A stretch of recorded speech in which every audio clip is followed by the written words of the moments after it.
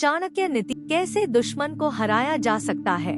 जानिए चाणक्य नीति के 10 महत्वपूर्ण उपाय। धैर्य, कूटनीति और सही समय पर सही कदम उठाने की कला के बारे में विस्तार से जानते हैं। पूरी वीडियो में बने रहे। दुश्मन को परास्त करने के लिए अनेक सुझाव दिए गए हैं, जिनका उपयोग व्यक्ति अपने जीवन में करके मुश्किल हालातों का सामना कर सकता है। आइए जानते हैं चाणक्य नीति के कुछ ऐसे प्रमुख बिंदुओं के बारे में जो दुश्मन को हराने में सहायक हो सकते हैं। नंबर 1, धैर्य और संयम का महत्व।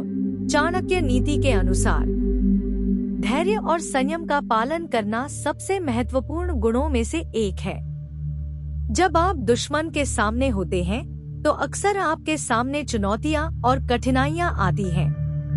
इन परिस्थितियों में धैर्य और संयम बनाए रखना आपको सही समय पर सही निर्णय लेने में मदद करता है।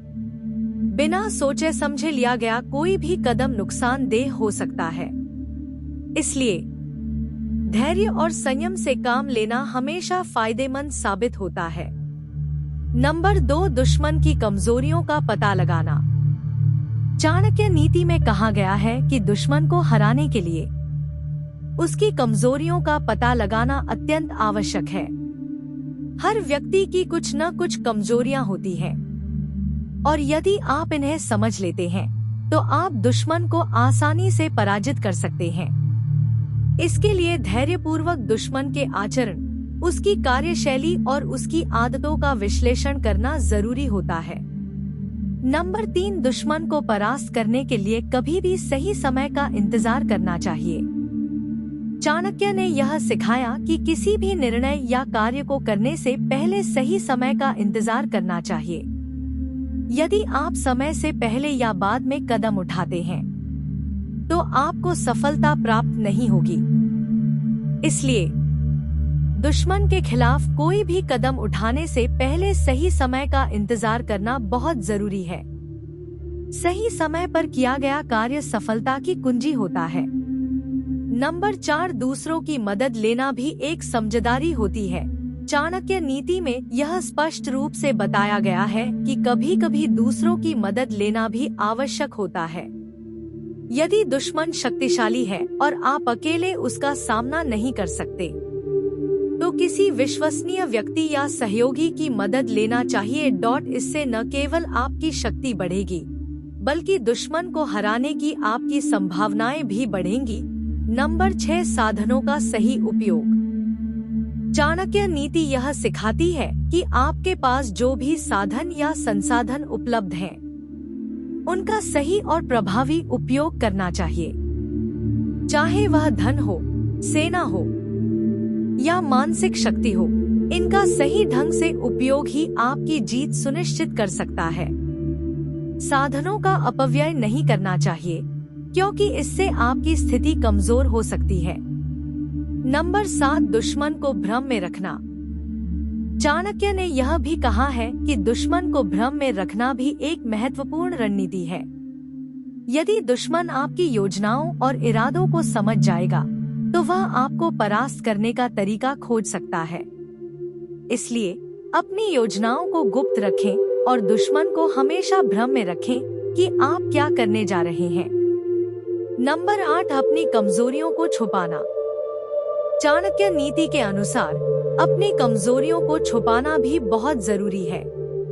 यदि दुश्मन आपकी कमजोरियों को जान जाता है तो वह इसका फायदा उठाकर आपको नुकसान पहुंचा भी सकता है। इसलिए अपनी कमजोरियों को कभी भी प्रकट न करें और उन्हें अपने तक ही सीमित रखें। किसी को भी अपनी योजनाओं के बारे में बताने की गलती न करें। नंबर 9, अति विश्वास से बचना। चाणक्य नीति में यह भी कहा गया है कि किसी पर भी अतिशय विश्वास नहीं करना चाहिए, खासकर जब आप दुश्मन के सामने होते हैं।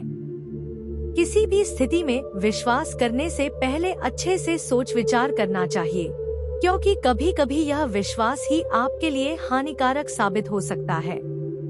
कई बार ऐसा होता है कि दुश्मन आपका विश्वास जीत लेता है, फिर आपको ऐसी जगह चोट पहुंचाता है कि आप सोच भी नहीं सकते। इसलिए किसी पर भी अति विश्वास करने से बचना चाहिए। नंबर 10, दुश्मन को नजरअंदाज करना।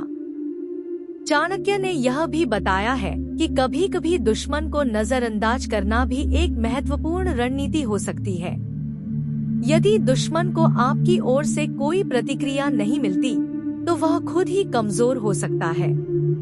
इस रणनीति का उपयोग करके आप बिना किसी संघर्ष के ही दुश्मन को हरा सकते हैं। नंबर 11, कूटनीति का उपयोग। चाणक्य नीति में कूटनीति को अत्यधिक महत्व दिया गया है। यदि आप सीधे युद्ध में दुश्मन को परास्त नहीं कर सकते, तो कूटनीतिक तरीकों का सहारा लें। कूटनीति के माध्यम से आप दुश्मन को कमजोर कर सकते हैं या उसे आपके पक्ष में कर सकते हैं। चाणक्य के अनुसार बिना रक्तपात के युद्ध जीतना सर्वोत्तम होता है और यह कूटनीति के द्वारा ही संभव है। दोस्तों, अगर आपको हमारे वीडियो अच्छी लगती है तो कृपया करके एक लाइक कर दो और चैनल को सब्सक्राइब भी कर दो, ताकि आने वाली वीडियो भी आप देख सके। मिलते हैं अगले वीडियो में, तब तक के लिए धन्यवाद। अपना ख्याल रखें और एक बात हमेशा याद रखें, अपने माता पिता का कभी भी दिल मत दुखाना, क्योंकि वही हमारे भगवान है। थैंक यू दोस्तों, खुश रहो।